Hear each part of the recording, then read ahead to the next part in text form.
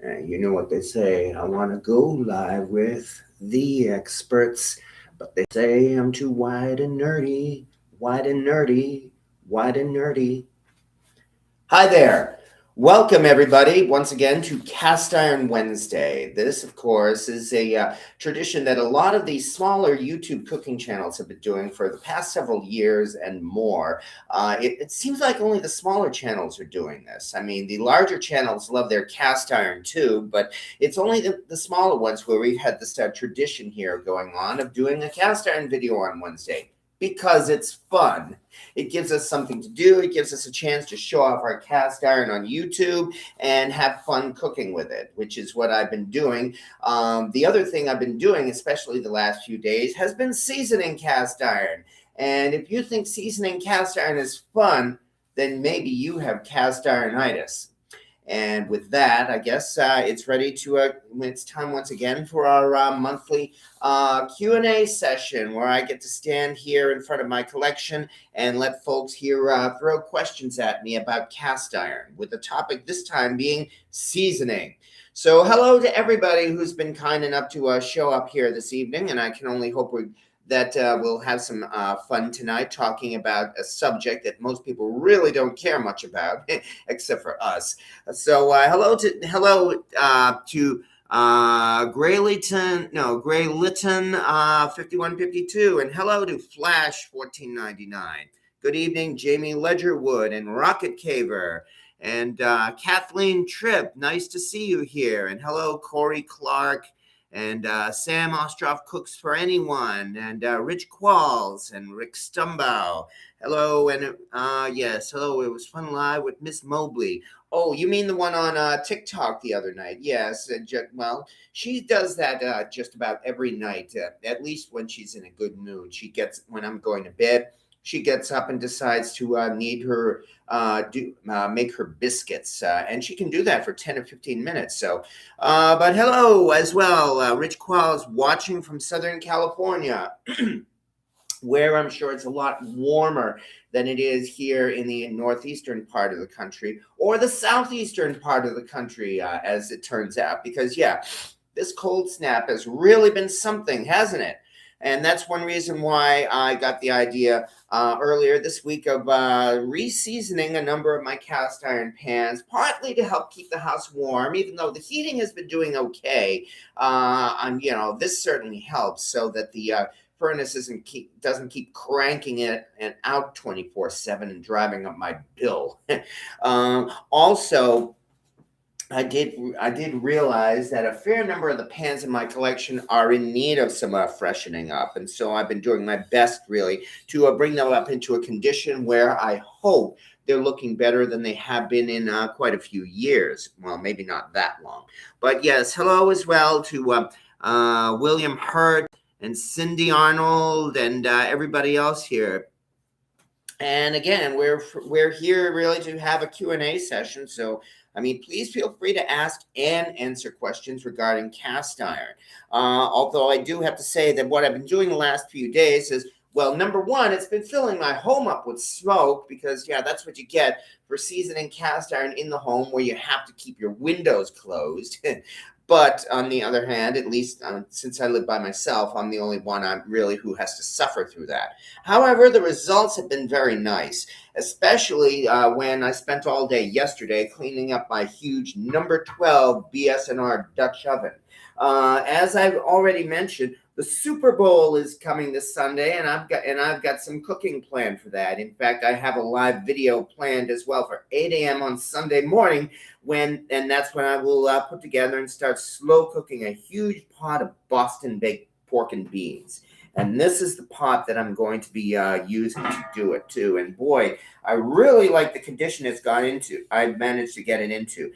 I've given it 3 extra coatings of seasoning, and the result here definitely, at least the seasoning makes it look like it's almost new, which is not bad considering that this lid is about 90 years old or maybe a little bit less, whereas the pot itself is probably 60 years old or somewhere around there, because this is a Red Mountain lid on a Century Series pot. And the fact that I know something like that only proves again that I am a cast iron nerd. So, which is one reason why I'm looking forward to answering some questions here tonight. I often open windows and the patio doors while seasoning cast iron, even in winter. Beats a house full of smoke. Well, with the temperature approaching the single digits, like it or not, I don't think I can do that, regrettably. And apparently, the cold weather is going to stick around for at least a little longer. It seems like this coming weekend here in New York, we're going to once again be in the single digits during the day and below zero at night. So that really doesn't give us much to do except stay in and cook or season cast iron. But yeah, at least if nothing else, I'm left with some pots here that are in some really nice condition here. Uh, let's see. Hello from Georgia, Cindy Arnold. PBG. I see. Everybody's still saying hi, which is fine. Because today in particular, I decided to season not two but three of my regular used Dutch ovens, and all of them, I'm glad to say, I've got them into a nice condition, including we've got as well a number 8 size Griswold Dutch oven.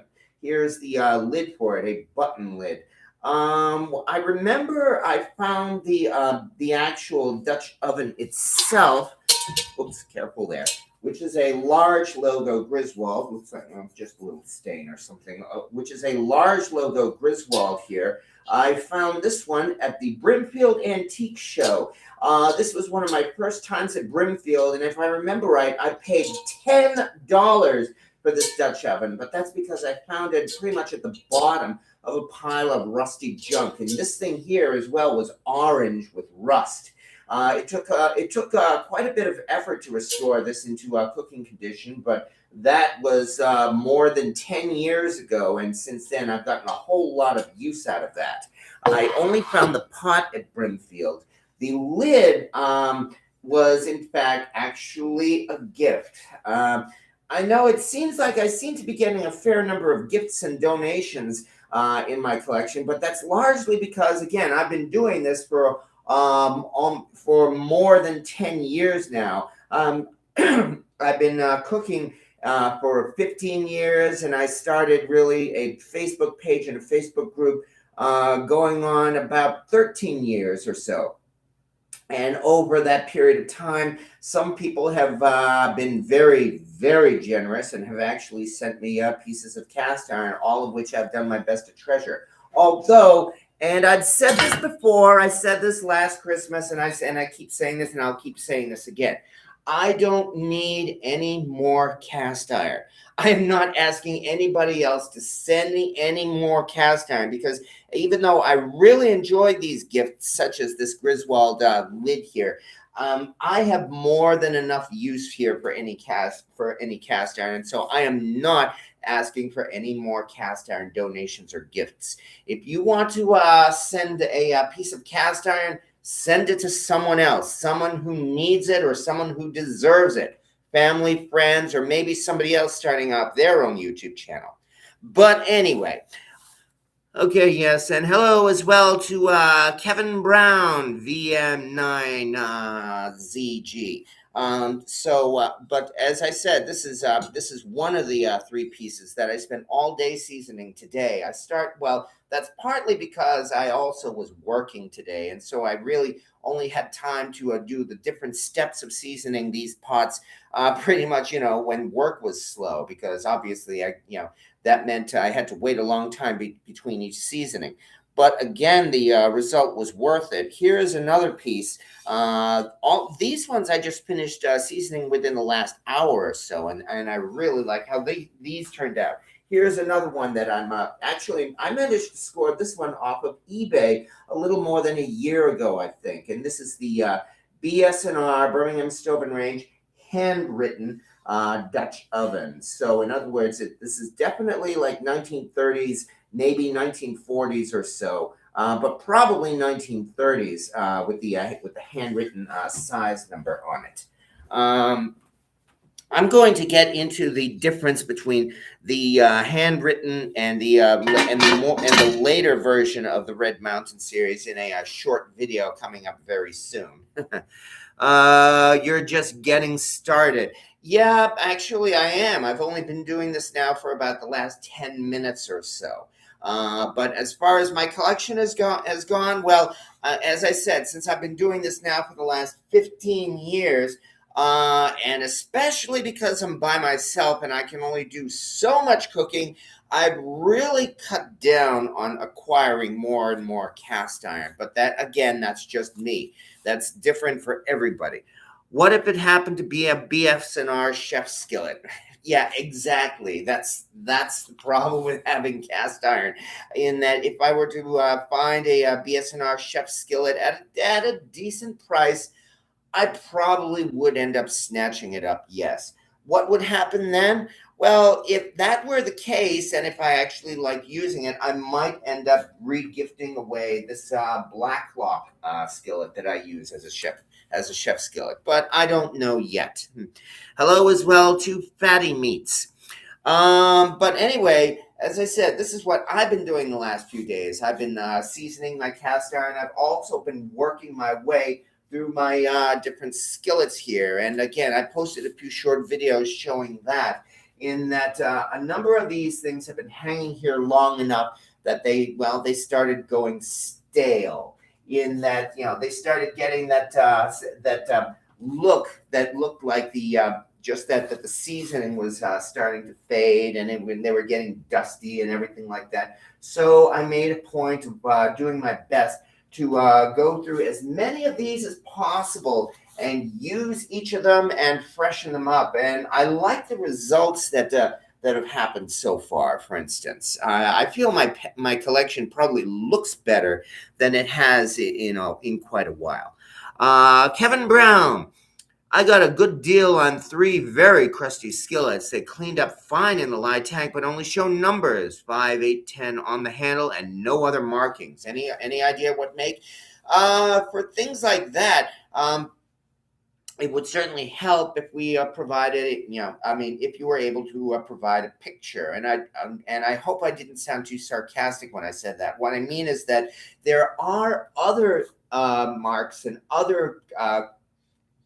there are other things about a cast iron pan that can be used to help identify it, even without any other markings besides a number on the top. For instance, a number on the top of the handle does kind of narrow it down a little bit. And if it doesn't have any other markings at all, we might think that it could be possibly very early lodge. It could be a Southern mystery skillet, or maybe even one from some of the less common foundries that made cast iron in the early 20th century. Ones that I've seen, but I have not yet been able to acquire. Things like Ozark, for instance, or Birdsboro, or other fancy names like that. But there are traits to even those pans that can be used to identify at least most of them. Some of those pans still remain unknown even today, and that's why we give them funny names like the Southern mystery skillets or the ugly hammered pans. But if you were to put a photo on any of the public groups that are out there, like Imager or Photo Bucket or Tumblr or Instagram or any one of those, well, I'd say we would really be able to do much. We'd be able to help you to identify it and see what we might find. Corey Clark, I'm done buying pans I already have. That's just it. I'm done buying pans I already have. Yeah, look behind me and you can see 15 number 8 size skillets. You can see another 10 or so number 5 skillets, and then 15 number 3 skillets. So yeah, I know exactly what you're talking about there, Corey Clark. That's for sure.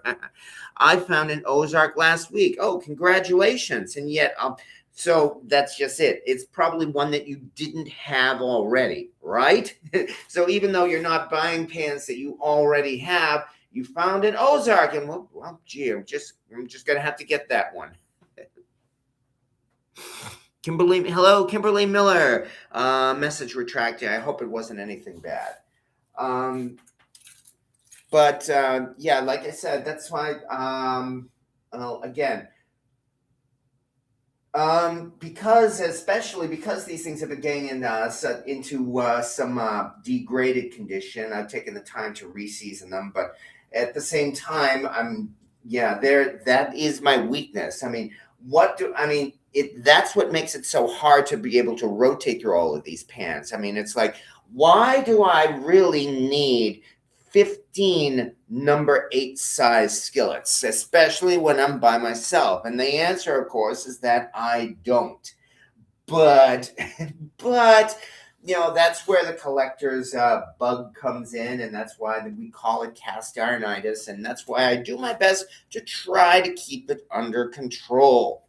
Which of course means things like I've got all of these America skillets already, and so even though Lodge is coming out with their road trip series now, with cast iron skillets dedicated to the 50 states, I'm declining reluctantly to get any of those because I don't need any more of those, especially since the road trip skillets are in 12-inch size, meaning that if you don't have a 12-inch Lodge skillet yet, that might be an excuse to actually get one. In my case, I already have a number 10 size BS&R Century, and I have a number 10 size Griswold. And that is what is really telling me that I don't need a 12-inch Lodge skillet. Hello, Radagast. Since last week, I've been looking through my cast iron to see what I have to refresh. I found a little bit of light rust on the rim of my single notch number 7 Lodge. Well, there's an excuse for you. That means great. You get to pull it out and actually get some use out of it. Because again, I know I just posted a video about this the other day. What I did in that case when I found a pan that needed to be refreshed. Well, number one, since it's clean, all you really need to do is rinse it off a little bit, cook with it a couple of times, and then you can add some more seasoning to it. And so there we go. Then it'll be refreshed and it'll probably look as good as new. Rocket Caver, I like buying rusty iron for peanuts and restoring them to like new condition, and that is why we call it a treasure hunt. Because, yeah, I have made some exceptions, and yes, I have spent more money than I should have on some of the pans in my collection. But a fair number of these I actually managed to get at a decent price.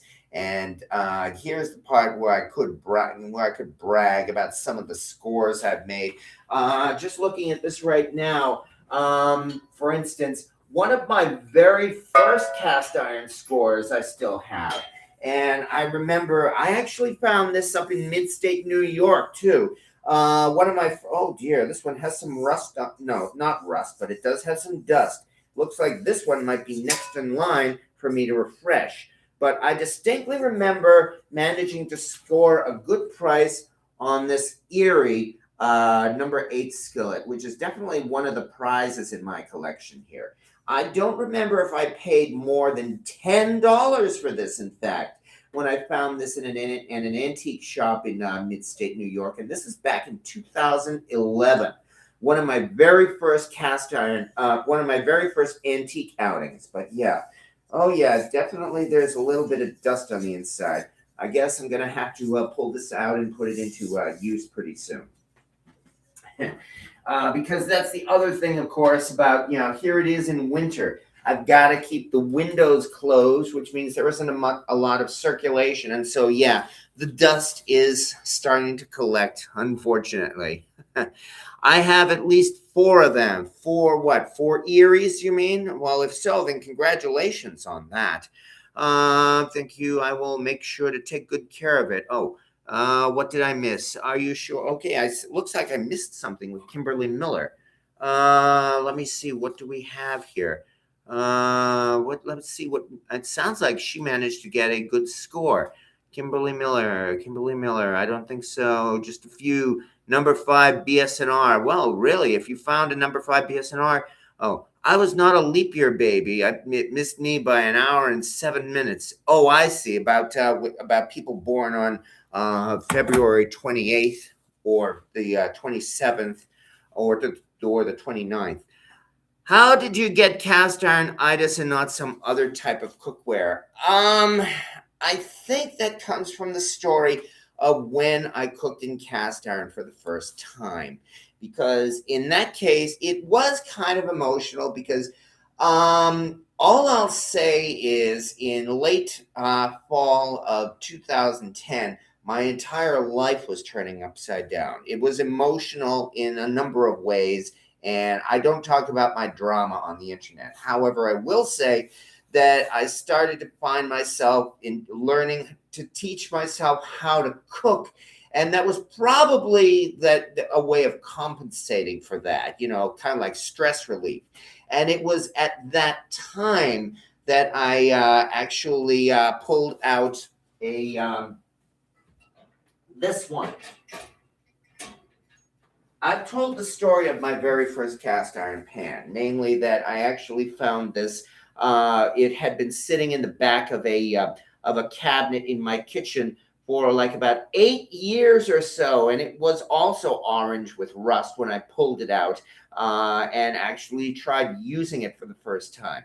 I cooked a steak in this very pan here, and I did a terrible job cooking that steak. I turned that steak into a piece of leather. I did everything wrong to it. But the but is important. But I had a lot of fun cooking that steak. That it was great stress relief. It was very enjoyable to me, and so I convinced myself the steak was good. But more importantly, I definitely did not have to convince myself that I was enjoying myself. So I think I caught the cooking bug that very night.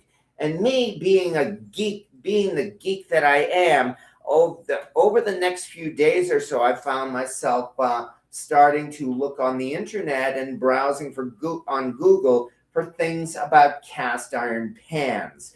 And that was where I started going down the rabbit hole, learning about the history of cast iron, learning about how great it is to cook in cast iron, learning in particular about about this very particular pan.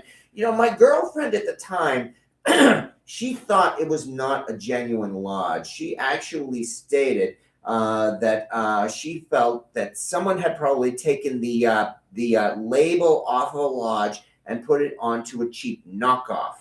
But the research that I did demonstrated here that yes, this is definitely a genuine lodge. So, and this, as I said, was my very first cast iron pan. This was really what helped me to catch the bug and start getting what I call cast ironitis. And so, what can I say? I still have this pan, and I don't think I'm ever going to get rid of it.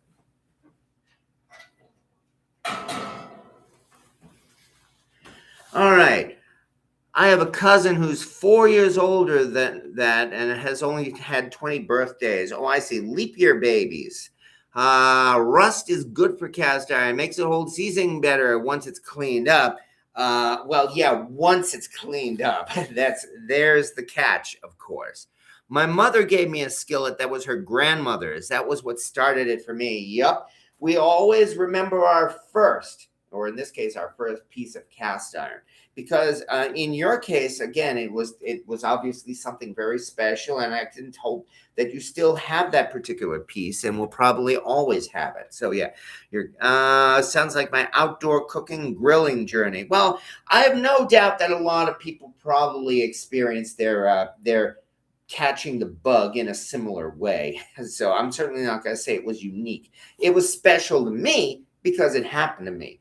But yeah, I mean that's the reason why I went from just somebody who was just learning to cook to somebody who acquired this kind of a collection. And I think you could say that about the grilling, about the people who are really, really heavy into their grilling too. The ones they don't just have a grill, they've got a grill, the kind of thing that the whole neighborhood envies. And whenever they bring it out, everybody in the neighborhood lines up for a plate. Yeah, I almost made it there, but was stubborn and said no to a birthday every 4 years. Let's see what else we have here. Um, yeah, I worked all day. I have worked all. Hello, Gray Lighton or Litton. I worked all day on restoring an underlined number 6 BSNR myself. Any idea what they're worth these days? That's interesting. BSNR has indeed become a lot more popular now thanks to the internet. So it's, which is why the prices are going up on eBay. To the general public, I don't know if a BSNR underlined number 6 is even known yet. To the collectors, that would probably be worth a really pretty penny. The catch is you have to find the collectors who would be interested in that. I can name a couple of Facebook groups that who would be very interested in that, including one called Patriot Cast Iron. They do sell cast iron there. They're very familiar with the history of cast iron, and they would probably be interested in an underlined number 6. So for things like that, I would have to suggest go and find the right audience for it. Griswold is Griswold. Every antique vendor in the country knows about Griswold, and that's why Griswold, whatever it is, will sell at a ridiculous price. BSNR has gotten a lot more popular, but it's nowhere near what Griswold is, and I don't know if it ever will be. But there is an audience for it, and there is a market for it. So you may, all of that effort you spent today could very well be worth it. My mom, hello, Corey Clark. My mom gave me, excuse me. My mom gave me a 3-notch Lodge Monday morning skillet. I'll never get rid of it. I lost her last April. Oh, I do apologize for that. No, I shouldn't apologize. What I should do is offer my condolences. So yes, and I know because my mom passed away in 2020 as well. So yeah, well, it happens to all of us, but so we all understand. So yeah, and that's definitely an heirloom for you for that. A Monday morning skillet, I think I know what you're talking about. There are actually a fair number of those. The number 3 is backwards on that lodge, correct? Because, like I said, I've seen a few of them myself. I don't think I ever picked one up. I don't know. Maybe because I've seen it in a few places. But in your case, you definitely have an heirloom. And I can say that as well. I've got a couple of pans here that are dedicated to my mom, and I've told the story of that as well. I have the very small Griswold egg skillet that I square egg skillet that I sort of inherited from my mom after I found it for her and gave it to her as a present. And then after she passed away, it came back to me. So that is indeed an heirloom for my mom. Yes, it's upside down. Oh, that does sound interesting. My mom passed in 1986, and I have 3 of her skillets. One is a number 8 3-notch Lodge. Yeah, everybody has a family heirloom, and that is a good thing. My grandmother's cast iron passed on to one of my cousins. My mom really didn't have much in the way of cast iron until I started giving it to her and dad, which is why, again, when I inherited the family cast iron after my parents passed away, I offered it to my brothers and my family, and nobody wanted any. So I ended up getting all of it. A fair number of it I ended up getting rid of myself because, well, I'm the one who gave it to my parents in the first place.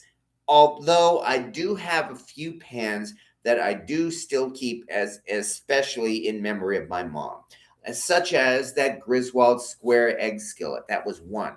There are 2 others here I can think of. One of which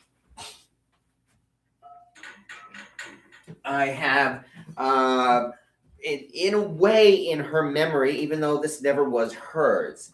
And that is the Walking Liberty $half skillet. Interesting, yeah. Which folks who have one of these, we know this originally was one of the Cracker Barrel series. They did not call it Walking Liberty; they just called it Lady Liberty. Even though this was actually taken directly from the Walking Liberty $half. And that's what, because of that, everybody calls it the Walking Liberty skillet. And I'm really glad to have this because this is also probably one of the most attractive pans I think that Lodge has produced in that series. And because of that, it's already selling for high prices now on eBay.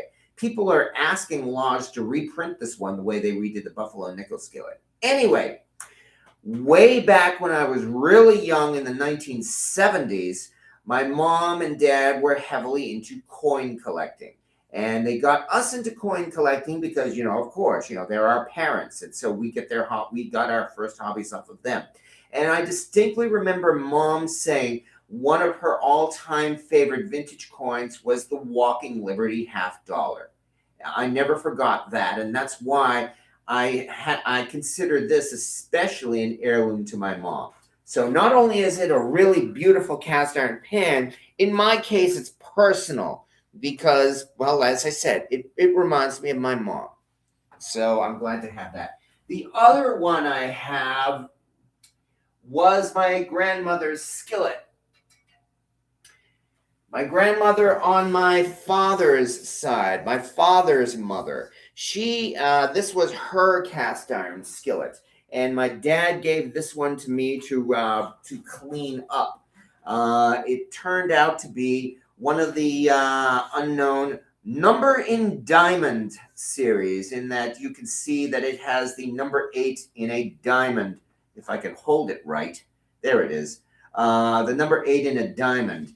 And research has since stated that most people consider this to be Chicago Hardware Foundry, or more specifically, this could very well be one of the last series of cast iron pans produced by Favorite after they were acquired by Chicago Hardware Foundry. So, but yes. This was, in fact, from my grandmother on my father's side, who, again, I inherited this with the family cast iron. And this is one I'm definitely not going to be giving away. I did try to give this to my brother, but he wasn't interested. And so, as a result, I still have it.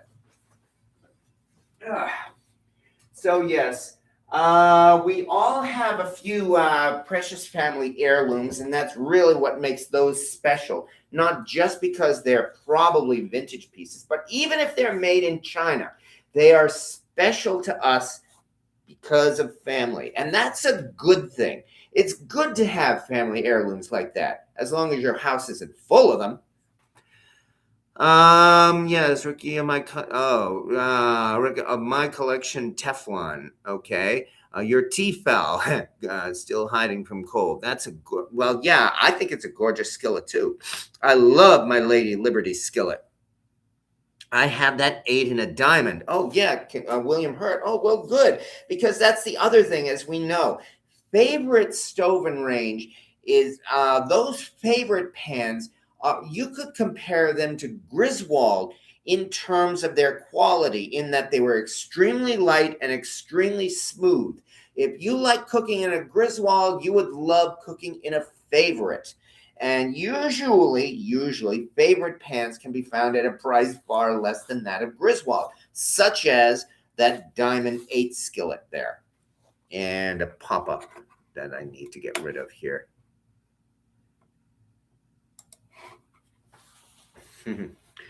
I remember the meal she cooked in her cast iron for us kids years ago. Yes, that is a good thing. The nostalgia is really what does it. That's for sure. I made something. Oh, boy, it all blurs together. There was, oh yeah, that's right. It was on Christmas, in fact, when I made swordfish steaks as a special Christmas meal. And I realized when I got those swordfish steaks that I had not had swordfish in decades. The last time I had swordfish, my grandmother was still around, maybe at least 30 years ago, and she actually cooked swordfish fairly often. And I remembered loving it back then. So yes, I cooked a swordfish steak on as a special Christmas meal, and yes, eating that steak was really a trip down memory lane. Not only was it delicious, I loved swordfish. I still love swordfish, but it brought back so many great memories of eating in my Nana's kitchen. Things like that that's one of the great reasons to have a family heirloom. Because again, you've got all of those memories, and those memories just keep coming back whenever you cook in your special family pans. And that again is a good thing. That is a great thing. One of the great things about this hobby, that we can do that. Still cleaning a Magnolite pot for my sister. Hard as I worked on it, I think I'm a lay claim on it. Good luck. If that means you're going to end up fighting your sister, well, may the best sibling win. All right. I remember all the meals. Yeah. How did you fashion that chain to your wire racks? I have similar racks. Oh, yeah. Yeah, kind of. Okay. What I found the hardest part was actually getting these things. Yeah, was getting it to work right, because these came in different parts. I This originally was one really big six shelf wire rack. And here, for my home here, I split it into two, and for more room and to spread out the weight. And so I put one here and one here, and there was all of this empty space up here that I wanted to fill. So I got the idea of getting a couple more poles for this. And I the chain I just got at Home Depot. I got a little, yeah, that's right. I got a couple of little screws to hold that would fit into this, yeah, the top here. You know how those wire racks, the poles for those wire racks, they have those connectors, and those connectors also have feet. So with that you can so that you can rest them on the floor. It's a special screw-on attachment that you put that you do for feet. And those screw-on attachments, they have holes in them. And I found two big screws. I think they were carriage bolts, in fact, that would fit into those. And from there, I just simply stuck some chain in and put it through. However, hung it from each side. However, when I first tried hanging these cast iron pans from it, the whole thing just bent like that. They bent together. It didn't work until I got the idea of just getting a couple of boards and using them as bracers. I drilled holes into these boards and put them up like this, and it worked. So now, as a result, I was able to hang these pans for display and fill up that empty space. And that's how that worked. I want a bluefin tuna steak. Yeah, so do I. All right. I haven't even had a chance to do anything to them because of her mess. Oh, you must be talking about some family cast iron. Well, take your time. I guess that's really the best thing I could say there. Speaking of Magnolite, did you ever get that one cleaned up that you were having a hard time with? Not yet. It's still sitting in my to be clean pile. That is a project I'm really going to have to dedicate myself to. Probably soon. I'm lazy tonight. I'm having a Walmart deli sandwich. Well, hey, you can do that. Everybody deserves a break. There is no rule that says we have to cook every night. Yeah, I mean, especially since I've been on this carnivore diet that I've been talking a lot about. Maybe too much about, in fact. Sometimes, especially on weekends, when I don't feel like cooking, I run over to BJ's Wholesale and pick up a $5 rotisserie chicken, because that covers my food intake for the day. It's $5, and, well, I don't have to cook. And it's not bad. I've since learned that if you want to, you can make a chicken better than a rotisserie chicken, supermarket rotisserie chicken, I should say. But there's nothing wrong with a rotisserie chicken. All right, it's been a pain. Would have been easier if I'd had that Louisiana heat outside. I have a favorite chicken fryer made by Chicago Hardware. Is it worth anything? just about any piece of vintage cast iron is worth anything. Um, I am not a seller, so I really am not a good judge of how much any particular pan would be worth. Um, to the collectors, I would say that just being a chicken fryer, a vintage chicken fryer in itself would be worth something. The fact that, as you say, it's Chicago hardware would probably be worth something. Chicago hardware is one of those lesser known pans that are harder to find. So, in that respect, I would say yes. In fact, Chicago hardware hammered pans could usually get you a pretty penny. The hammered design is really, really attractive, and that goes great on the antique market. Okay, what you having? All right, it has been a pain. Okay, hang in there with the diet. I've lost 50 pounds and I'm off the drugs. Yeah, I know. I know. I have to take my time, and I realize it's going slow, but it is actually going there. I estimate that I have probably lost a little more than 10 pounds now since I started this diet just before the beginning of the year. So that's not a bad start. If I go through like maybe about 10 pounds a month, then by the time April comes around, that would mean 30 pounds. So, yeah, I just got to keep sticking with it. Just got to be nice and slow. My belt is how I've been measuring it. I have not been getting on the scale every day, even though I'm told I'm supposed to. But I know when I started this diet, my belt was at 4 notches, and I think it was getting tight even then. I am now down to 3 notches, definitely not tight.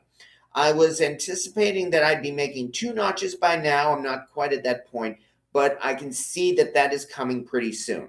So I'm definitely starting to slim down. Just little things like that I got to keep telling myself. All right. The chicken fry is at number 9 and has a lid. Well, both of those definitely up the value of it. So when you asked, is it worth anything? I think you already knew the answer. Yes, it's definitely worth something. You Wild guess, $75, $50, $75 for a Chicago hardware. I might even be on the low end, but I'm making a wild guess because, like I said, I'm not a seller. I really don't have a good judgment for that. I would probably consider the fair price for pretty much any piece of cast iron would be the average of what you find it for on eBay divided by maybe one half or maybe even down to one third because eBay is ridiculously overpriced. Have you held on to your large Supermade aluminum pot?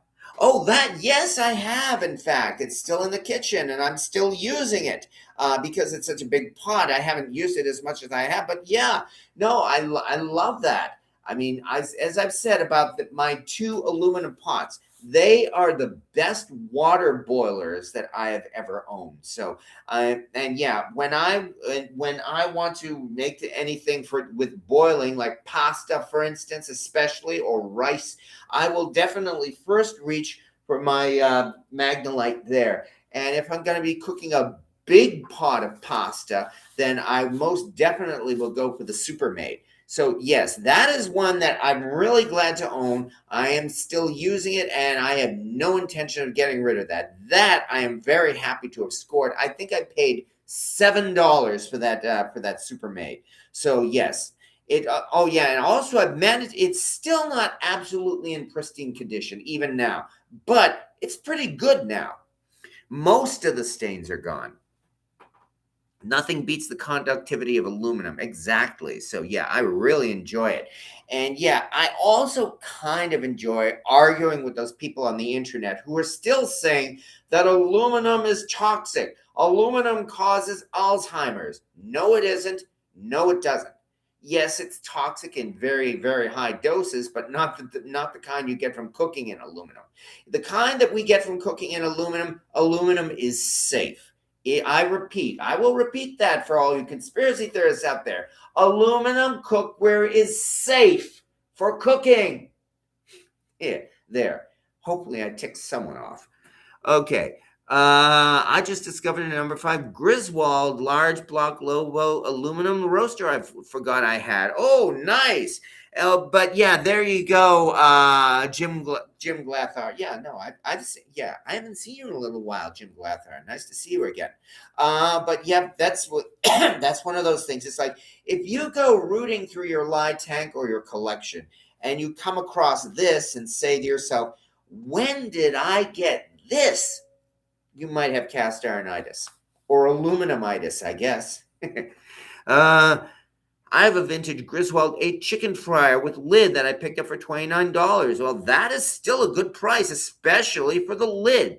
Early yard sale 4 years ago. Guy just didn't want it. I grabbed it. I was told it's from the 1940s. They might be right. The Griswold logos. There are Griswold experts out there who could tell you every single detail about any Griswold. I'm not one of those. I can tell you that roughly the large block logo was roughly 1920s and 1930s. The small logo was 1940s to 1950s or 1957 when the company was sold. And if it's lucky enough to be a slant logo, that's even earlier. We're talking like 1910s to 1920s or so. So yeah, hopefully that helps. I inherited a Supermaid from my grandparents, Lando Calrissian. If it was toxic, they would have dropped dead. I mean, they did drop dead, but in their 80s. So much for toxic. Well, yeah, that's the thing. You see, everybody who cooks in aluminum will die. Just for most of us, it takes a really, really long time. Of course, you could say that as well about the flu shot or about cooking with canola oil or who knows, any number of those things that are supposed to kill us. Yeah. Aluminum free deodorant. Yeah, I noticed that. They are selling aluminum free deodorant, especially because of the scare stories. The reason why they're selling aluminum free deodorant is not because aluminum is toxic, but because the scare stories are popular and people will shell out their money for it. It's sad, but that's the reason why. Okay. I have never seen a scientific study showing that aluminum is harmful. Exactly, that's the point. And I went looking for some, just like I went looking for actual evidence that Chinese cast iron is toxic or bad or contains lead or anything like that. And I could not find any. I could not find any reports at all of people who had sued hospitals or doctors or companies that were fined because of the toxic content of their cast iron. Note, I'm saying cast iron in particular when I say this. Or any medical reports at all of anyone who had caught lead poisoning or other kinds of toxic poisoning, and it was determined that the cause of it was a cast iron pan, China or otherwise. Not a single case was I ever able to find. And that was what caused me to come to the conclusion that cast iron from China is safe for cooking. Likewise, that aluminum is safe for cooking. What you do find out there, unfortunately, are a lot of scare stories and conspiracy theories. And arguing with conspiracy theorists is really not very productive. But that's the truth. That's what the science says. Science is neutral. Science doesn't care what your beliefs are. I could go on and on and on about that. What about cigarettes? Scientists told us that cigarettes were safe. No, they didn't. Scientists always told us cigarettes were harmful. Tobacco marketing companies told us that cigarettes were safe. Anyway, I was supposed to be talking about seasoning tonight, remember? Okay. I have all the ingredients for pork and beans and a number 12 BSNR Dutchy. Oh, nice. Oh, good. I'm glad. I hope you like it, Gray Lighton. Or is it pronounced Lighton or Lytton? But I really hope you like it. I mean, for a long time, I've considered that pork and beans recipe or the Boston baked bean recipe to be one of my signature dishes, if I may say so. Namely, that if people want to remember my recipes, my Boston baked beans recipe is one that I would really love to be remembered for.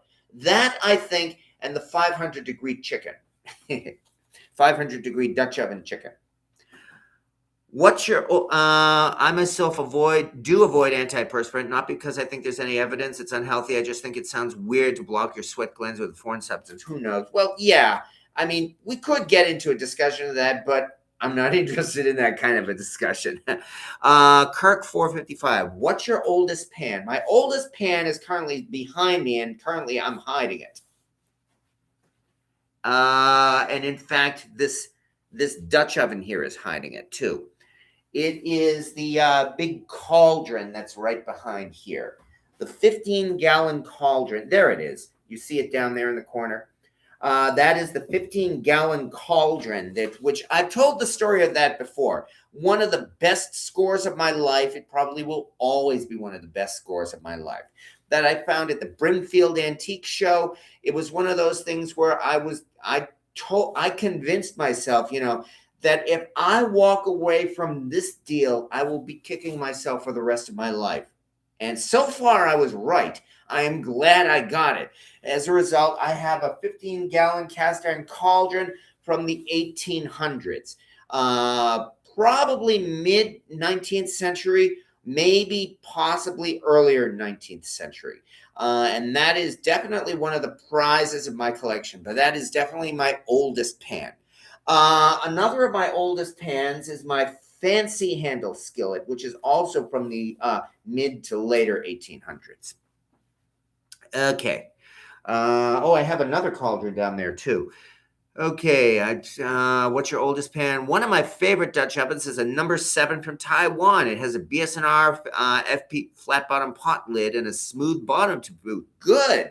Yes, well, yeah, as we know, William Hurt, if the lid fits, wear it. But more importantly, that's just it. If you like cooking with it and you can get a lot of use from it, keep using it. Whether it's from Taiwan or China or Russia or the USA or wherever. Because one last time, the problem with Chinese cast iron is the politics. Some of those politics are true. I'm not going to deny that. China is not the best country in the world. It has a really oppressive government. Not kind of like the United States today, but it has a really oppressive government. And there are a lot of good reasons not to support China. I will certainly agree with that. Regardless, the fact is just that.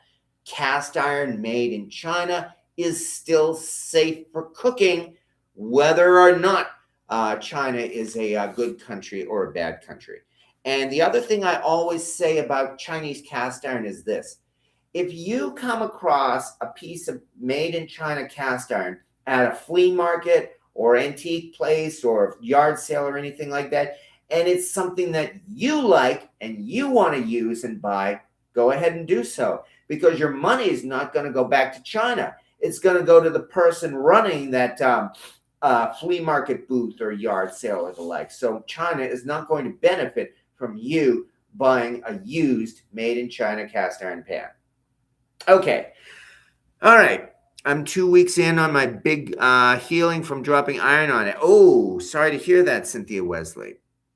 Yeah, dropping the cast iron pan on your foot. That hasn't happened to me yet.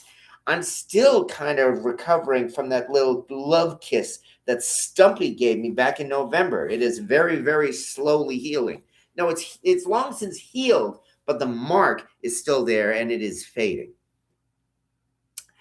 I need to find myself an old cauldron. Love the fancy handles. I have only myself. It's really heavy, though. Yes, it is. And I've heard many are super light. I think it may be an old recast. Oh, really? I personally prefer the heavy pots, but that's just me. So yeah, I think they hold peace. I think they hold heat better. They are much more resistant to warping. And those are a couple of reasons why I really love the other piece that I was seasoning today. See, seasoning. And that was the South African potjie that I have shown many times. I spent all day today reseasoning these three pots: the potjie, the Griswold, and the BSNR Dutch oven. And I like the results with all of them. I think all of these things look great, and I'm really looking forward to cooking with them. But yeah, that this in fact this potjie is made in China, for that matter. It's a best duty. And it was made in China and imported into South Africa and then imported into the United States, where I bought it off of Amazon. So, Best Duty originally was a South African foundry that made their own cast iron in South Africa, but after several years, I guess it was just too expensive, and they started importing their cast iron from China since then. So there are a few Best Duty made in South Africa pots out there.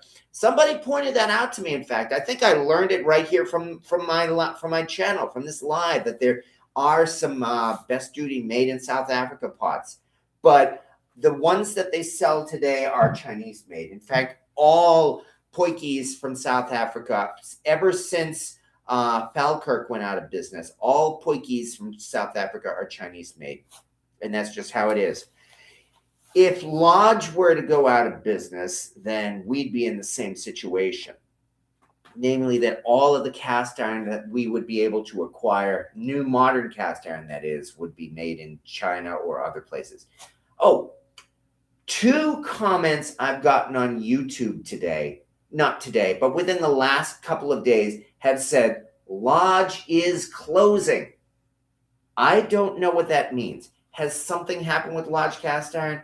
I really doubt that Lodge is going out of business. My understanding is that Lodge has really been doing great as far as their business is going. So I'm curious why a couple of comments in my YouTube have said Lodge is closing. Is there a rumor going around? I looked and I couldn't find any information about that. And if somebody would be able to provide a little bit of information about that, I'd be interested in knowing. Okay. Recently got a pristine Griswold Erie number 6. Whoa, congratulations. At a large auction here in Kansas. Just finished seasoning it myself. Might make a rhubarb pie in it to start off with. Well, there we go. I mean, the Griswold's Erie, as I found out, they only produced that for a couple of years, something like maybe 1905 or somewhere around there. It was their transition piece between Erie and the Griswold cross. So because of that, the Griswold's Erie, you would be able to get a pretty penny for it if you decided to sell it. I personally, I don't know, because I've got such a collection here, I might sell it. But on the other hand, if that Griswold's Erie was one of my first pieces, I probably would not sell it, just like that Erie that I have over there. So if you want to keep using it, go ahead and use it. I'm sure you will enjoy it, because I actually did acquire a Griswold Erie very briefly, and then I did sell it. But that Griswold Erie, I still remember, had the smoothest, glass smooth surface I think I'd ever felt on a cast iron pan. That was definitely the definition of glass smooth. Hello, Keith Brookshire. I've cheated. I've been cooking on carbon steel lately, and I like it. I went back to cast iron yesterday, and it welcomed me back. Yeah, aw, you naughty boy. I hope you enjoyed it. Yeah, because if you're gonna cheat, you better enjoy it. Carbon steel is not a bad way to go. Paid $85 for it. Wow. Okay. Well, in that case, that is definitely what we call cast ironitis. But to which I say to anybody who pays a lot amount of money for a cast iron pan, myself included. I mean, hey, it's your money. You can get what you want with it. And if you really feel that it's worth it, and if you do get some use out of it, then that would still make it a good investment.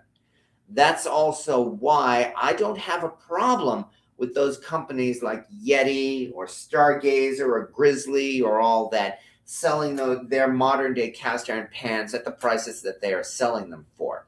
I mean, there is a market for luxury cookware, and hey, I can only hope that they do decent business. All right, do you know how many BSRs had the high dome lids? Um, I would have to say not very many, because as far as I know, they only made the high dome lids during their early Red Mountain phase. You know, the phase when they were making the handwritten or hand scribed pans. Back in those earlier days, it seems like there was a lot of variations with the pans that BSNR were putting out.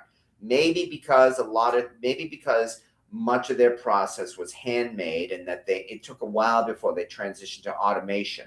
So because of that, there were in fact a lot of variations.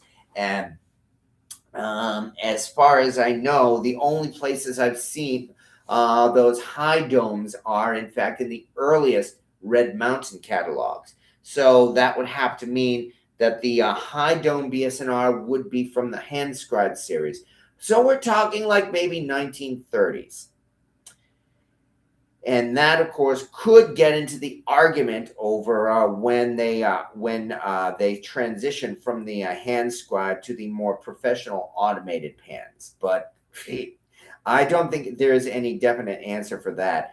I've been doing some research into that, in fact, partly because I'm just beginning to produce a new series of short videos. This one would be on the history of BSNR. And yeah, that particular argument is really a pain in the pita bread.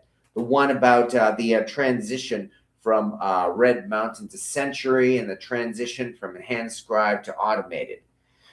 Ugh, I can tell that when that comes out, there's going to be arguments over it. Oh well. There are worse things to waste $85 on. Exactly. In my mind, a nice Griswold wouldn't be any sort of waste at all. Much better than spending $250 on a Yeti. Well, I can see your point there, Lando Calrissian. I mean, why would someone spend $250 on a Yeti when they could spend less than that on a vintage Griswold? There are reasons for it. Ooh, I think I need a drink. There are reasons for it. And yeah, my throat's dry probably because of all this cold, dry weather we're having. But anyway, yeah, there are reasons to pay $250 for a Yeti skillet. Most of which are reasons that I probably don't have right now, which is why I have not paid $250 for a Yeti myself. But as I said, it's part of the luxury cookware market, and obviously they must be doing business with it because well, they've been selling these Yeti skillets for over a year now, and we haven't heard any word about them discounting them anymore or shutting down the production or anything like that. Yeti used to be Butter Pat, and until Butter Pat produced a line of skillets for Yeti. And Yeti was apparently impressed enough that they bought the company. So that's how Yeti is making cast iron now. Anyone in the chat have Kirk 455? Anyone in the chat have any experience with old Nationals? Found a real old one with a star maker's mark. Good cookers. The Nationals, I'm not too familiar with. I understand at least two companies made National. National is one of those brands produced for either Sears Roebuck or some other retailer, maybe even Macy's. Some Nationals were by Wagner. I understand at least one other company made National, and I don't think it was Griswold. But I don't have a lot of details on the National series. I'm not the Mudbrooker, unfortunately. The Mudbrooker seems to be a cast iron encyclopedia, but I would say you should be able to look it up. However, National would have to mean that, especially if it's from Wagner, I'd have to call it 1930s to 1940s. So at least that might help to date it anyway. Found a real old one with a star maker's mark. I'm not even sure I would recognize that. For things like that, I might advise posting a picture again on the Facebook groups. I like the Facebook groups. There's a Facebook group especially for cast iron identification, where it seems like no matter what you post there, people will be able to identify it. They might argue over it, but they should be able to identify it.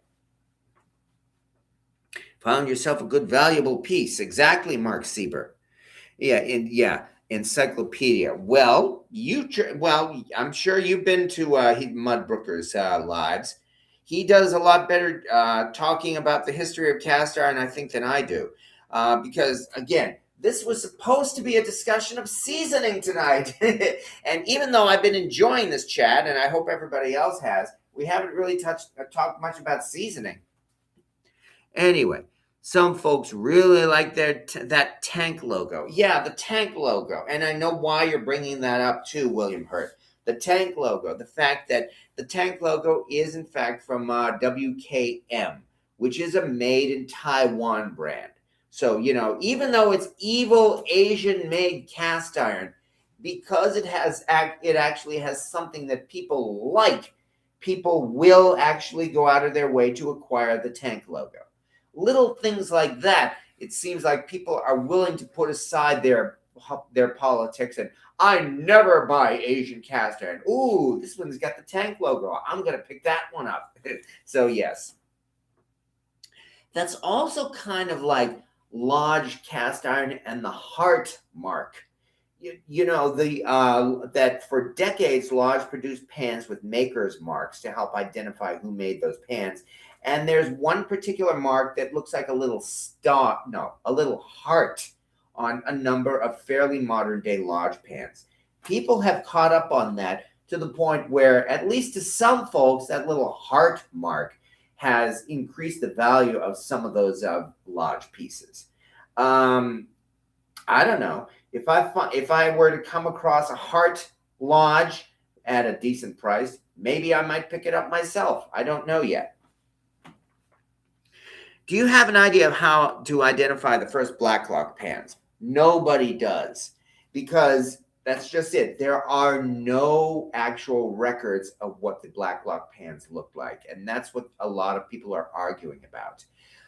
The fact that the Blacklock foundry burned down, all of their records were lost. Nobody has been able to find any documentation yet that absolutely positively identifies what the Blacklock pans look like.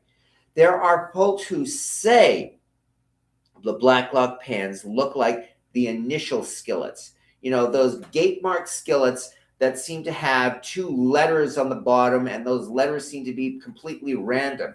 HA, RW, NO, and all of those. They call that the initial series because those pans look alike, and yet they have those random letters on them. They call them the initial skillets. Some people say that might be Blacklock. There's no evidence to prove it. Others say Blacklock looks exactly like the Southern Mystery skillets in the earliest Lodge. Logically, you might think that's true. There's still no evidence of that. All they've been able to find are a very few rare ads in early newspapers and magazines. We're talking like 1900 or so, or even before, for Blacklock cookware. And even then, they did not have photos of those pans. They only had very vague drawings on those ads. So nobody can absolutely identify what a Blacklock looks like. And I'm afraid I'm not much help with that either, for precisely that reason. I don't know about sharp with knowledge. I have a Chinese 12-inch Calphalon. It's very thin and lightweight, different animal than a Lodge. I quite like it. Well, great. And if you like it, then go ahead and keep using it, because, hey, it'll keep it freshened and seasoned. See? Seasoning. Back to seasoning. What is your favorite pea? My favorite pee would be one where I've been holding it all day at work, and then it really feels good. Anyway, what is your favorite? I'm not sure what you're referring to there. Actually, Ron. Favorite seasoning routine. Um, told you it's dry.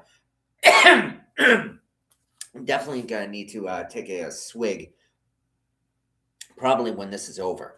Anyway, my favorite seasoning process is probably what I did today to freshen these things up. I did actually record that. I'm gonna do a short video of it, but it's basically a take on Jeff Rogers' seasoning process.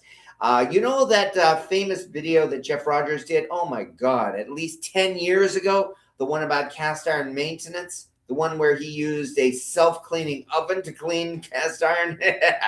But it was Jeff Rogers, I think, who popularized that seasoning method to the point where it's used by many people. The one where you start out at a low temperature, like 200 to 225 degrees, which is what I do. I first put my pan in the oven at 225 degrees. Oh yeah, okay. Let me start back over. If I pull a pan out of the lye tank, for instance, and it is all fresh and brand new, what I first do is clean it up. In fact, I use Barkeeper's Friend and dish soap. Scrub it all off so that all of the residue is gone.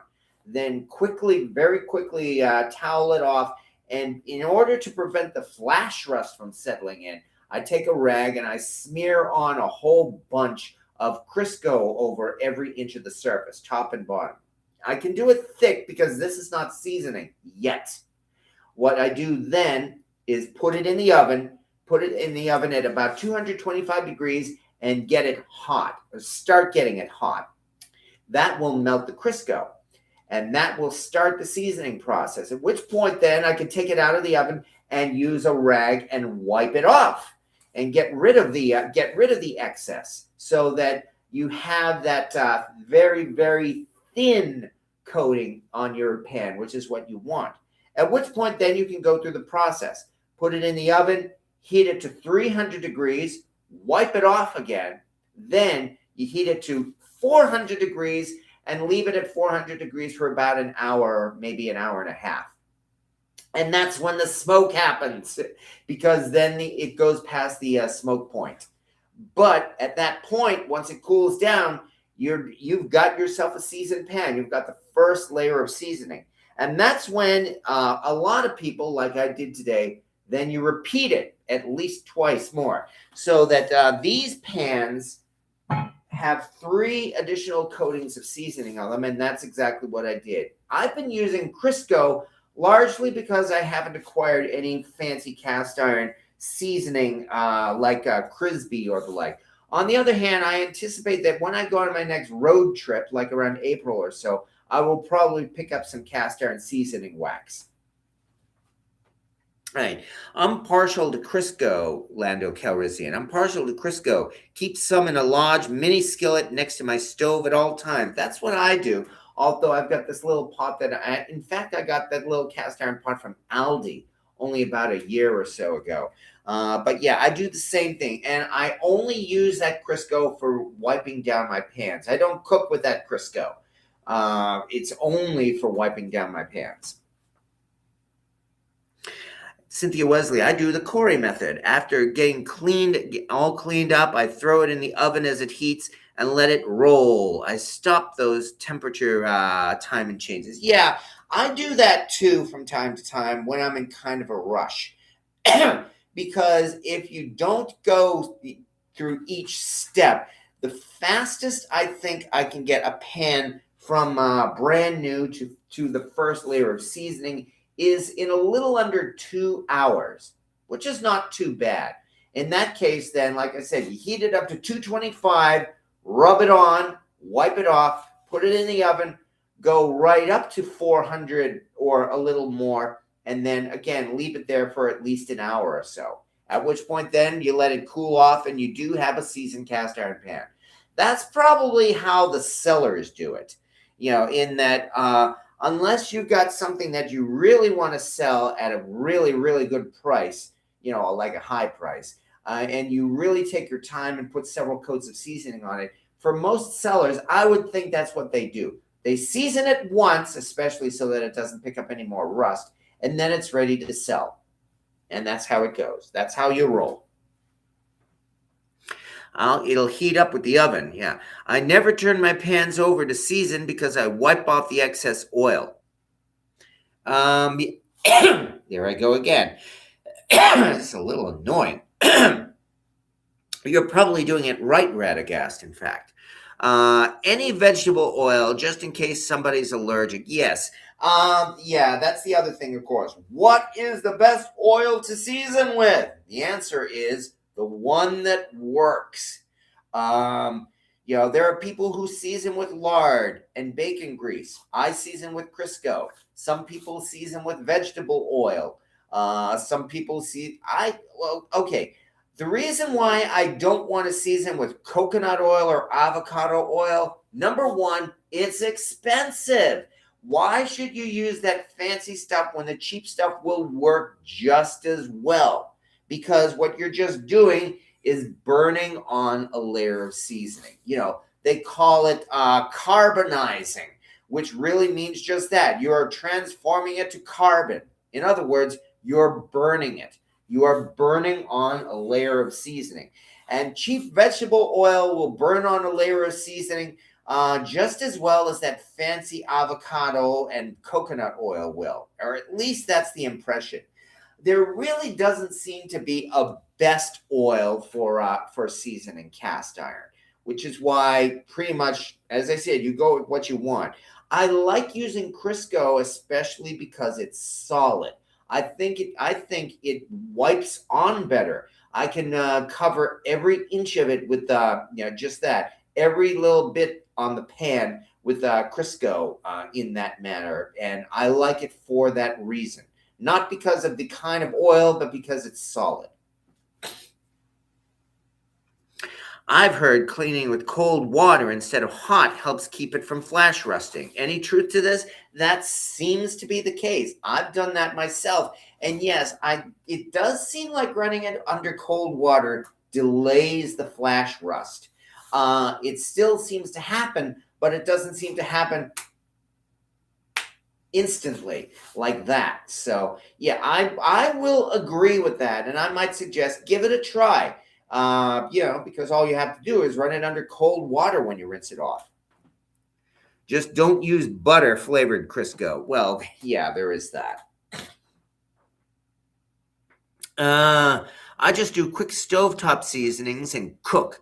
The only time to do the oven method is after stripping. Well, I can hear you with that, Lando Calrissian. Once again, I only just posted a video on that the other day. A little short video of how I've been freshening up these pans here in particular. As I said, I rinse it off, cook with it, clean it up after cooking.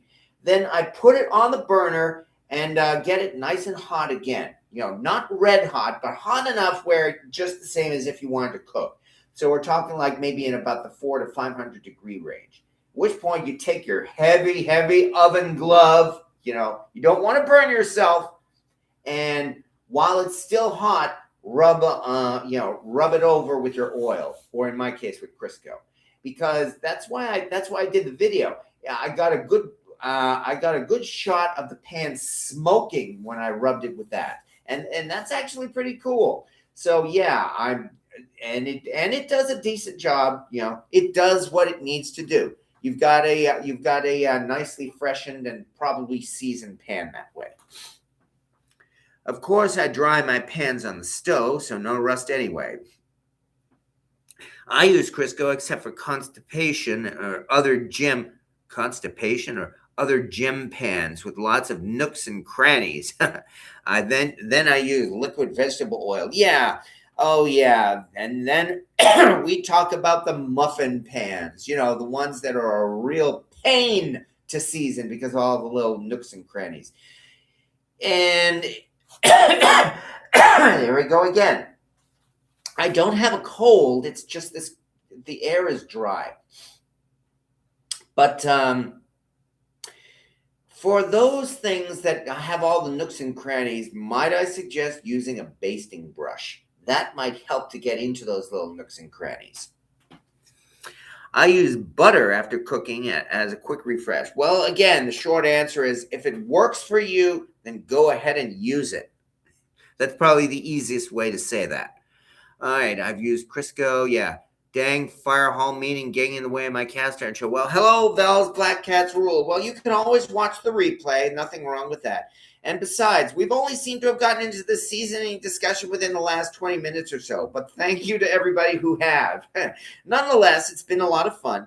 Holy cow, it's 20 past 9 already. Well, we'll keep going for another few minutes. You need a Pepsi. Yes, I do. I'm going to have to get one. All right. I use spray canola after cooking. No Bible study. Okay. Anyway.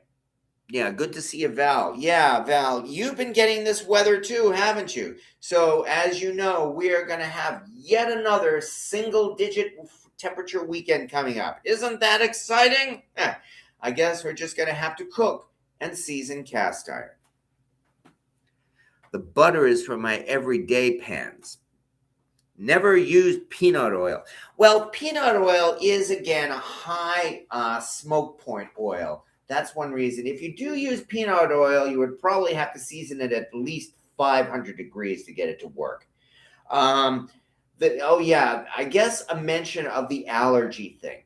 My understanding is that the allergies to peanut oil, or for that matter, to things like lard and pork and all that, they actually don't apply with seasoning cast iron. For the reason is that you are transforming that oil into carbon. You're burning it. You're turning it into carbon. So that what you have on the cast iron is a layer of carbon. You don't have actually peanut oil, which means that it is safe for people with peanut allergies. It is true that, of course, some people might still refuse to do so for their own personal reasons. And I'm not going to argue with people over that because, hey, that's their own personal choice. Just like there are people, as you know, who are averse to pork, whether it's for religious reasons or otherwise. I'm not going to argue with them, and I'm going to respect their choices for that, which is why when I'm cooking for people who don't eat pork, I will not cook pork dishes. I did a nice video of doing my family pasta sauce without pork last year for precisely that reason. I will respect that. That's a genuine choice. As long as they don't try to force it on me.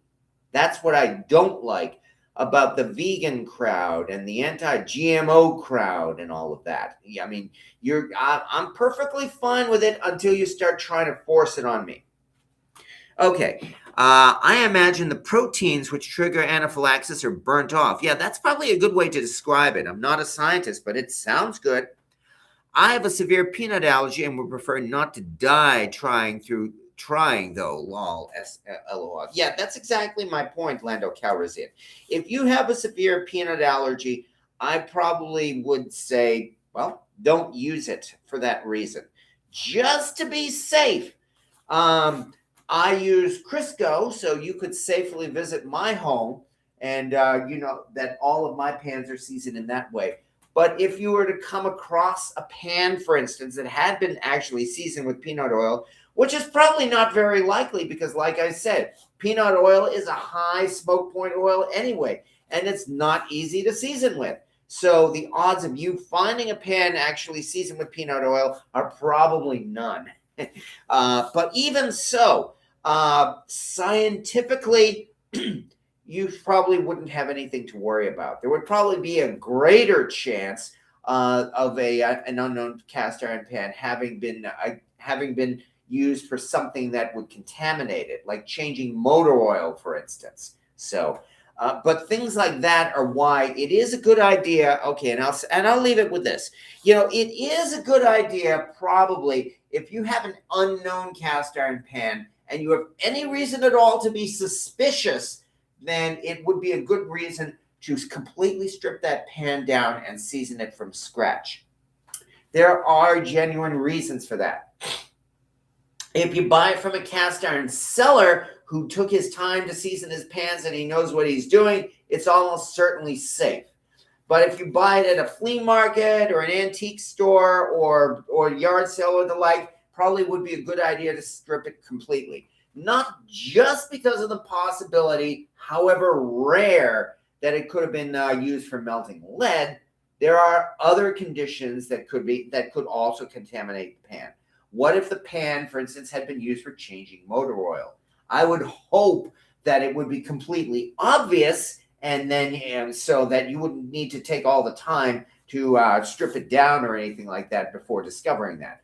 But there's another possibility as well. What if a pan had been stored in somebody's basement or an attic for decades or years at least, and little house critters could have used that pan as a nest? So yeah, think of it that way. You could have little critter stuff on that pan that you're buying at that yard sale. So things like that are a good reason, I think, why if you have an unknown cast iron pan and you have any reason at all to be suspicious, it's probably better to just strip it away and season it from scratch. Anyway, hopefully that's it. Okay, Lodge most likely uses soy oil for the same reason as food companies use it. It's cheap. Yes, exactly. About a decade or more ago, the anti-GMO crowd actually tried to target Lodge about, you sell GMO seasoned cast iron. Yeah, that didn't work. Basically, Lodge ignored them, and that was exactly the right thing, because after 2 weeks, the anti-GMO crowd just went away. Because that's another completely different discussion. But yes, soybean oil is as safe as any other oil for seasoning your cast iron. I seasoned with avocado oil one time. It got really sticky, so back for me. Yeah. Nobody talks so much about flaxseed oil anymore. No good, no way. And yeah, that's a good thing too. Because yes, flaxseed oil. That's because we found out that in the long run, flaxseed oil tends to flake off. It happened to me. I did season a number of my pans with flaxseed oil, and it did do that. It did take a few years, but the seasoning did indeed start flaking off. I think, in fact, the last one was old Stumpy there that I actually had to completely strip him down and season him over from scratch. But yes, flaxseed oil we don't recommend for precisely that reason. It gives you a nice looking pan, but in the long run, it will start flaking off. We love frying outside with peanut oil because it's hard to burn and can use multiple times. These days, people will claim they're allergic to water. Yeah, unfortunately, yes, they will. Isn't the internet wonderful? Every brand Lodge I've had to break down. Well, yeah, the Lodge seasoning is decent. I do have some Lodge pans that I actually did just use right out of the box and have not stripped yet. I think this Blacklock is one of them, in fact. However, the Lodge seasoning in the long run really is not that good. It's good enough, but yeah, you would do much better to strip that pan down and re-season it from scratch, or at least use the methods that we've been talking about tonight and freshen it up. You know, give it your own seasoning to build up on it. Lodge pre-seasoning is fine. I've never had any trouble with it. Yes, exactly, Rocket Caver. These days, yeah, every brand Lodge. Okay, don't worry about critter stuff. It's organic. But yeah, actually, yeah, that's the thing. On the cast iron cooking group on Facebook, the big one that I'm a part of that has 400,000 members, that does come up once in a while. In fact, it happened to me just last year. A cat got in from the outside and sprayed some of my cast iron pieces. I did have to strip it down and re-season it. But there were some arguments over that. It's like, well, yeah, I found that some mice got into this, or I found some dead bugs in this cast iron. But so I'm just going to have to re-season it. Good. Some people actually said, well, you better get rid of that pan. It's ruined forever. No, fortunately, that's not the case. Like he just said there, it's actually organics, better or for worse, which means it will completely strip off and you can safely reseason the pan. It's gross, but then again, hey, it's nature. It happens. So yes, it is completely okay to reseason a cast iron pan that's been sprayed by a cat or has mice droppings or nests in it or the like. Besides, what happens if you're out camping and a bird poops into your pan? Well, obviously you're going to have to clean it up, but you're not going to get rid of it, are you? Okay, and we are actually getting into that time. I've never stripped a lodge pan and use it and add to the seasoning that's there. Seasoning comes and goes anyway, nature of the beast. Yes, exactly. I've had to season all of my own lodge. I did try to I did try them with the factory season first though. There we go again. Okay. Let me go get a Pepsi, and then I think we are done because we've approached that time already. The time always flies in these discussions. It took an hour to get started with the seasoning discussion, but we've actually got one going.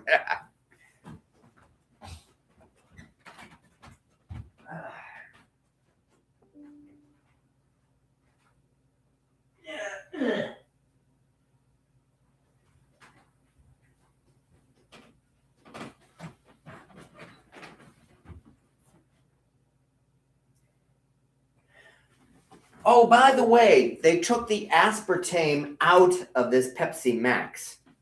So for those of you who are concerned about that, this no longer has aspartame in it. But by the way, as well, aspartame is safe too.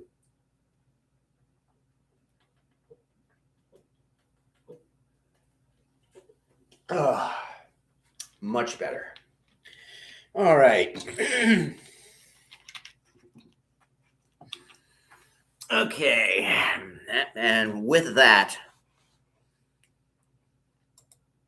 all right, I feel like people overstate the necessity of perfect seasoning anyway. Functionally, it really is just there to protect from rust. Yes, exactly. There are a number of videos out there. Well, there are videos out there about everything these days, but there are some videos that prove you can cook completely on a stripped down bare pan. The seasoning isn't even necessary, but what it does do, like you said, is protect from rust. The best seasoning is the one that works for you. Exactly, Val's Black Cat's rule. That's kind of the whole point we're getting to here. What sweetener are they using now? Aspartame is the only sweetener that tastes good to me. Well, let me read off these ingredients. Let's see. Water, caramel color, whatever that is, phosphoric acid. Oh, I'm wrong. It does still have aspartame. It does still have aspartame. I thought they took it out, but it's right here. Natural flavor. By the way, what natural flavor is that means that it's actually in such a small amount that they don't actually have to classify precisely what chemical is in it. They consider it to be so small that it's below the level that they, excuse me, there's the Pepsi. that it's so small, it's below the level that they don't actually have to declare what kind of natural flavoring it is. So it could be lemon juice, it could be lime juice, it could be cow juice. We don't know. All we know is it's natural flavoring. Doesn't that sound promising? I'm going to keep drinking this nonetheless. Let me see. Aspartame, natural flavor. Potassium sulfate preserves freshness. Acesulfame potassium. Caffeine. Citric acid. Calcium disodium EDTA to protect flavor. Phenylketonuria contains phenylalanine. Yeah, I've heard about that stuff. Caffeine content, etc. And finally, we're here to help. Pepsi.com or an 800 number. So if you have any questions about these ingredients, call our 800 number. Okay. All right. I don't drink soda anymore because it costs as much as gold. Yeah, I know. I do have to actually go bargain shopping to replenish my Pepsi. It's up to over to 3.50 for a 2 liter now, when it used to be 99 cents. At this very moment, the cheapest I can find it is at Wally World, where this is $2.20 for a 2 liter.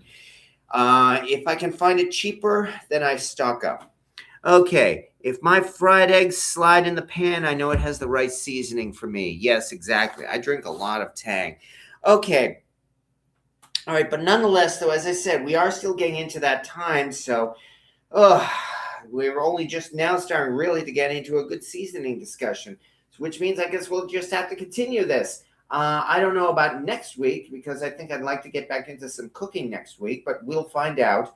However, I will say one last time, I have a live video all scheduled for 8 a.m. Sunday morning, Super Bowl Sunday. It has to be that early because I'm going to be spending the day slow cooking a big pot of Boston baked beans. It's not going to take very long to prepare those beans. It's not going to be a whole hour and a half. I don't really, it could very be done in maybe 30 minutes or so. But nonetheless, it's there. And I'm just going to be having some fun on Sunday morning, getting ready for the Super Bowl. And if anybody wants to drop by, well, thank you. And I'll appreciate you being there. So yeah, looking forward, and thank you very much as well to Rocket Caver, and thank you to everybody once again who has been kind enough to drop by this evening. I love these chats; they go so fast. And hello, and thank you as well to William Hurt and Val's Black Cats Rule, and Cynthia Wesley and Radagast and Corey Clark and everybody else who has been kind enough, as I said, to show up here again and again. I like the familiar faces. I mean, this makes for good, interesting conversations because, again, as I've said, and I keep saying, and I will keep saying, having you folks here in these live videos is really what makes this so much fun. Your comments, your jokes, your razzing, because I'm not the best cook in the world. All of this really makes for a fun experience, and this is why I really like doing it, and this is why I do intend to keep on doing this for as long as I can. There have been interruptions, but I try to keep them to a minimum. But at this point, I think I can safely say we'll be back here again next week. So thank you to everybody as well to, keep doing them. Well, thank you so much. And yeah, I thought you were a cold drink guy. Yeah, you noticed that, by the way. I actually do drink this Pepsi warm. I'm strange like that, but that's just how I like it. But I do love the cold Pepsi right out of the cooler, too. So, nonetheless, thank you, everybody, and thank you for taking your time to visit here. I can only hope I've done my best to entertain you. And I can only say again that we will be doing this all again next week on Cast Iron Wednesday. So thank you to everybody, and have a good evening, everybody. Keep warm. Things are really cold right now. And let's get ready for the Super Bowl this Sunday. Or even if you're not, let's just get ready for the weekend. We'll have some fun. And so once again, as I always like to say, see you next Wednesday.